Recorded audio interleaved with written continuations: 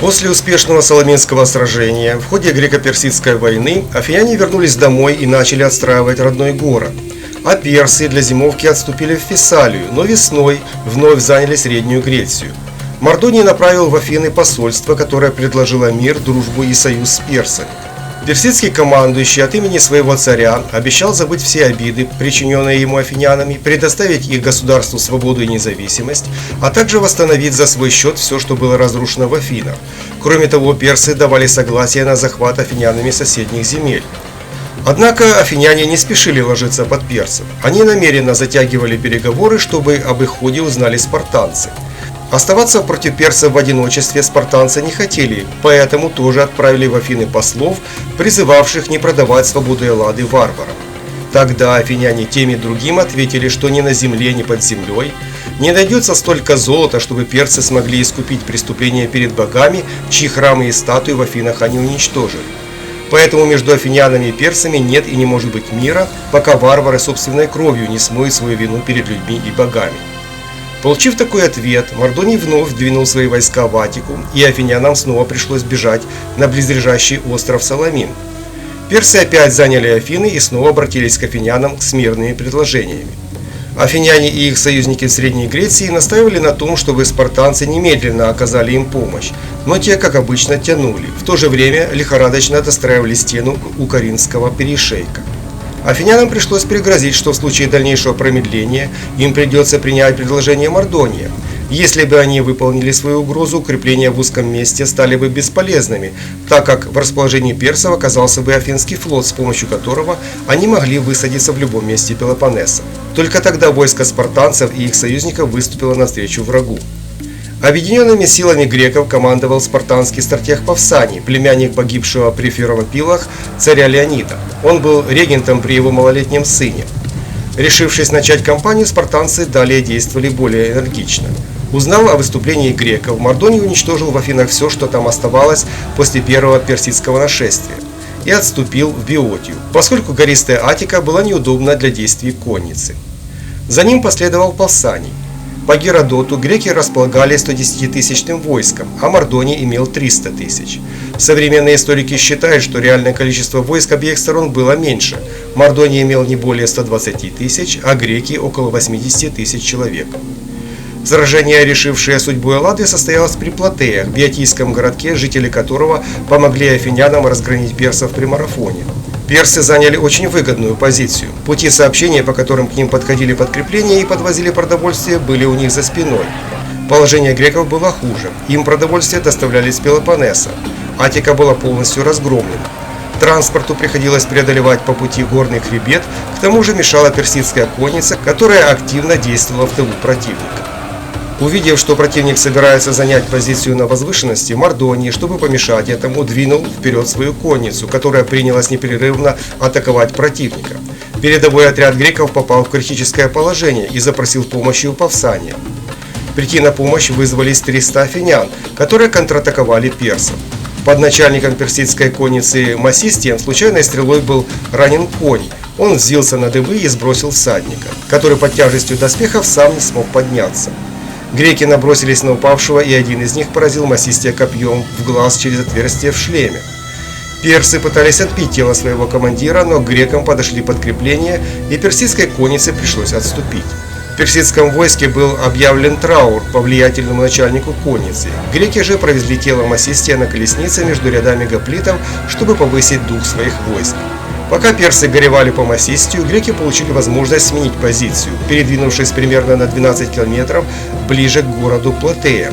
Теперь у них был обильный источник питьевой воды, и они могли безопасно получать продовольствие, подвозимое с Пелопоннеса. Персы, узнав о перемещении противника, тоже передвинули свой лагерь. Позиции врагов, находившиеся на противоположных возвышенностях, разделяла долина. Ни те, ни другие не решались первыми начать наступление. 8 дней обе армии простояли в ожидании. Ведь при совершении жертвоприношений жрецы предсказали победу и грекам, и персам, если они будут обороняться, и поражение, если решатся наступать. Количество греков постепенно росло за счет подхода подкреплений, и на 8-й день Мардоний приказал своей коннице перерезать пути их снабжения. Это задание было выполнено. Персам удалось захватить 500 вьючных животных и несколько повозок вместе с возницами. Вдобавок они повредили источник, из которого греки брали воду, а пользоваться водой из реки, протекавшей между позициями сторон, было невозможно, так как берега находились под обстрелом персидских лучников. Таким образом, армия осталась без воды и продовольствия, после чего Павсаний принял решение отступить. Но из-за несогласованности действий командиров отрядов отдельных греческих полисов отступление было организовано крайне плохо. Военный совет греков решил отступить туда, где перед Платеями приток реки образовал подобие острова. Там в изобилии была вода, а коннице персов было затруднительно действовать. Когда сгустились сумерки, центральная часть греческого войска, больше пострадавшая от обстрела вражеской конницы, начала отходить. Но греки перепутали направление отхода и отошли дальше, к Платеям. Остановившись у храма Гетера, расположенного за городской стеной Платей, они начали разбивать лагерь. Тем временем Павсаний приказал правому флангу, на котором стояли спартанцы, тоже отступать. Однако один из командиров не хотел подчиняться, заявив, что его отряд отступать не будет. В результате силы греков стали представлять собой не армию, а совокупность разделенных отрядов. На рассвете 26 сентября 479 года до нашей эры персы обнаружили, что в стане противника происходит что-то странное.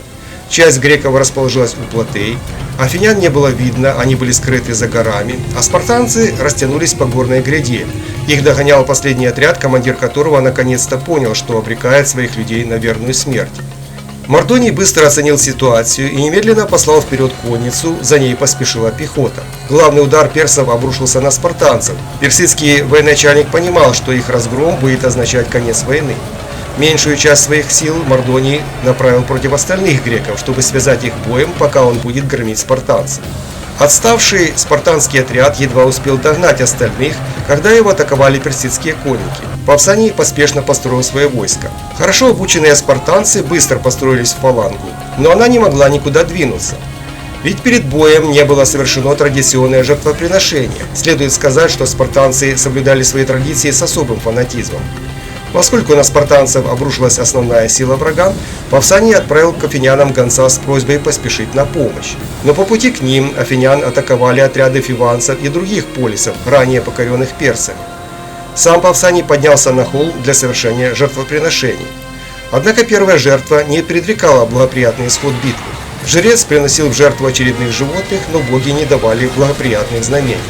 Наконец раздался голос жреца: «Боги сулят победу». После этого спартанский строй ощетинился копьями. Увидев это, персы отложили луки и тоже взялись за копья. Но в тяжелом рукопашном бою преимущество было на стороне греческих гоплитов, пронзавших противника своими длинными копьями. Персы не уступали противнику в мужестве и в силе, но их вооружение было значительно хуже спартанского. В отчаянии они хватались руками за спартанские копья, пытаясь их сломать. Спартанская фаланга, действуя как один человек, оставляла за собой груды вражеских трупов. Она постепенно пробивалась к центру вражеского строя, где на коне среди тысячи отборных воинов возвышался Мардоний. Его телохранители не отступили, и все полегли, защищая своего начальника. Наконец пал и сам Мардоний. Пока он был жив, персы держались, но когда по рядам разнеслась весть о его гибели, персидская пехота обратилась в бегство. Обычно конница, терпящая поражение стороны, бежит в первую очередь, но в битве при Платеях персидская кавалерия прикрывала отступление пехоты. Персы нашли убежище в своем лагере за деревянными укреплениями. Первыми из греков туда добрались спартанцы, но их попытки ворваться в лагерь были безуспешными. Оказалось, что доблестные спартанцы не умеют штурмовать вражеские укрепления. Им пришлось дожидаться афинян, которые к тому времени сломили упорное сопротивление фиванцев.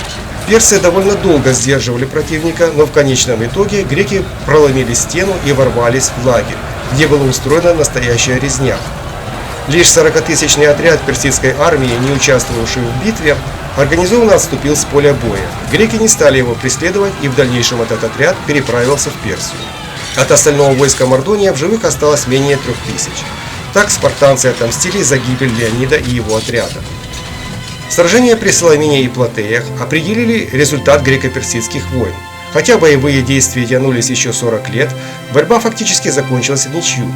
После 479 года до нашей эры греки перенесли войну на территорию Малой Азии. Спартанцы в ней уже не участвовали. Военными действиями руководили афиняне, которые создали мощную морскую державу из освобожденных от власти персов-полисов. Опираясь на нее, они начали борьбу за господство в Элладе против своих бывших соратников спартанцев. В этой борьбе обеим сторонам требовалась помощь Персии, которая после провала сухопутного похода Ксеркса уже не рисковала вторгаться в Грецию.